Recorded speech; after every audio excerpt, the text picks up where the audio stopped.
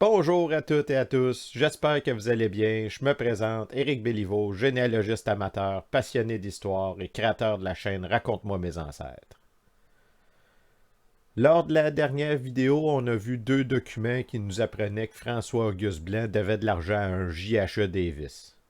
Pour quelle raison, ça je ne sais pas. Mais si jamais quelqu'un a plus de détails sur ce J.H.E. Davis, marchand de Namur, eh bien n'hésitez pas à communiquer avec moi. Le document que je vous présente aujourd'hui est un affidavit de l'occupant. C'est quoi ça, un affidavit?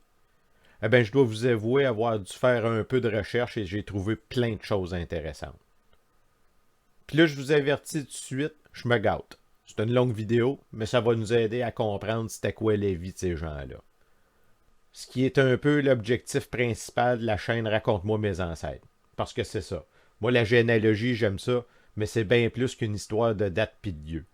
Ce sont certes des informations précieuses, mais c'est à partir de ces informations-là que c'est le fun de commencer à chercher et à découvrir c'était quoi la vie de ces gens-là de l'époque. Ça vous tente-tu d'écouter ça? On se revoit dans quelques instants. Début du siècle, les gars courageux ont coupé le bois du Québec. Partaient à l'automne, passaient l'hiver dans des camps. Revenaient voir leurs femmes quand arrivait le printemps. Affidavit de l'occupant ou du propriétaire d'un lot, province de Québec, district d'Ottawa. A comparu devant moi un des juges de paix de Sa Majesté pour le dit district d'Ottawa, François-Auguste Blanc de Suffolk, comté de la Belle, lequel a déclaré avoir vendu et livré à Géo Dansereau, marchand de bois de Grenville, la quantité de bio ou autres bois ci-après énumérés, et pas plus savoir 131 bio de 13 pieds, 69 traits. Que ce bois a été coupé par lui ou par son ordre durant la saison 1908-1909 sur le lot 44 dans le troisième rang du canton de Suffolk. Que ce lot n'est pas encore patenté, non patenté.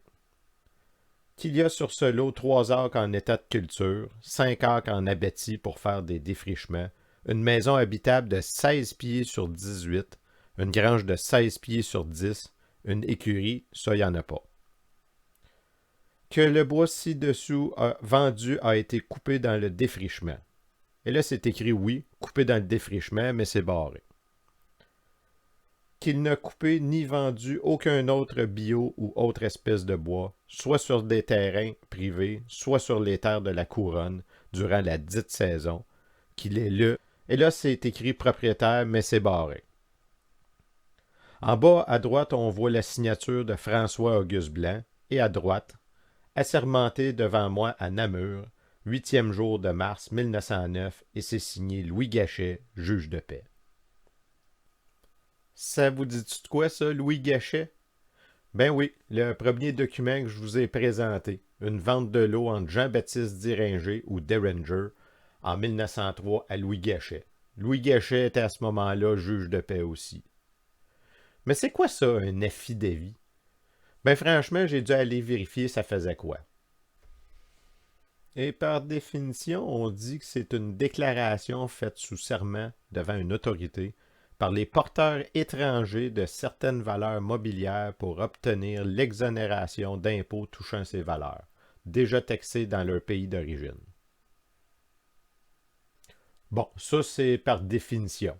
Mais ce que je comprends, c'est que probablement que les colons étaient exonérés de taxes de vente sur ce qui défrichait sur leur lot.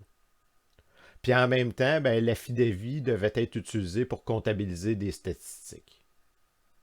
Mais en faisant un petit peu plus de recherche sur le sujet, je suis tombé sur un article intéressant. Dans le Nationaliste du 28 février, on nous rapporte le Canada en Belgique. Un journal belge explique pourquoi les Européens ne doivent pas émigrer au Canada. Ils seront persécutés par les marchands de bois avec la complicité du gouvernement. Ou bien ils ne pourront même pas obtenir de terre. Intéressant quand même. Si je vous parle de Belgique, eh bien sachez que beaucoup de gens qui ont colonisé le canton de Suffolk étaient d'origine belge. C'est d'ailleurs pour cette raison que ça s'appelle Namur. Namur, Québec. D'ailleurs, vous vous souvenez d'Auguste Blanc, le barbier? Eh bien, souvenez-vous qu'on mentionnait dans son premier mariage qu'il venait de Belgique. Bon, pour revenir à ce que je disais tantôt, que les affidavits devaient être utilisés pour des fins statistiques, ben en fait, sont utilisés pour des statistiques. Oui, parce que dans la vigie du 8 mai 1909, rien de nouveau sous le soleil. L'article est un peu long, ça fait que je vais vous mettre le lien en commentaire. C'est en page 4, puis je vais vous le résumer. Dans cet article, on commence en disant « Les bourrasseux n'ont rien découvert, rien inventé ». Quand il parle des Bourrasseux, ben c'est d'Henri Bourassa qu'on parle. Henri Bourassa, petit-fils de Louis-Joseph Papineau. En 1909, Henri Bourassa n'a pas encore fondé le Devoir, mais c'est l'ancien maire de Montebello, Papineauville, puis ancien député fédéral. Mais depuis 1907, c'est sur la scène provinciale qu'on va le voir, puis son cheval de bataille, c'est la mauvaise gestion de la colonisation de l'Omergouin. Le journaliste, il dit qu'il n'a rien inventé puisqu'il y a déjà eu une commission d'enquête en 1904 sur la colonisation. Puis le problème, c'est qu'il y a beaucoup de spéculateurs qui souvent sont de connivence avec les marchands de bois, comme Géo Dansereau de Grenville, qui vont acheter des terres, puis l'hiver engager des cultivateurs autour, puis ils vont tout raser. Ça, c'est un problème à la colonisation parce qu'on essaie d'attirer du monde de la ville, mais eux, ils entendent parler du monde qui ont acheté des lots, puis il n'y avait même pas assez de bois de bout pour construire sa maison. Parce qu'un colon, c'est ça qu'il cherchait, une terre en bois de bout pour la défricher, puis avec le bois, ben, il pouvait construire sa maison puis se chauffer. Vous comprendrez que ça fait pas bonne presse à la colonisation.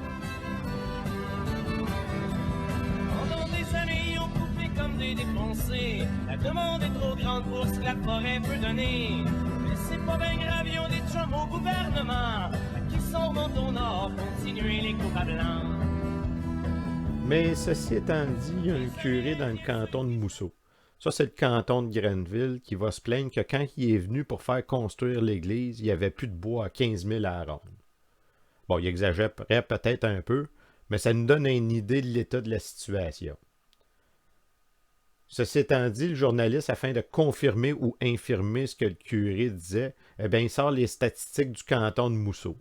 Puis ces statistiques sont basées sur les affidavits, comme on a vu tantôt. Et regardez donc qui était le plus gros marchand de bois du coin. Eh bien oui, G. Dansereau.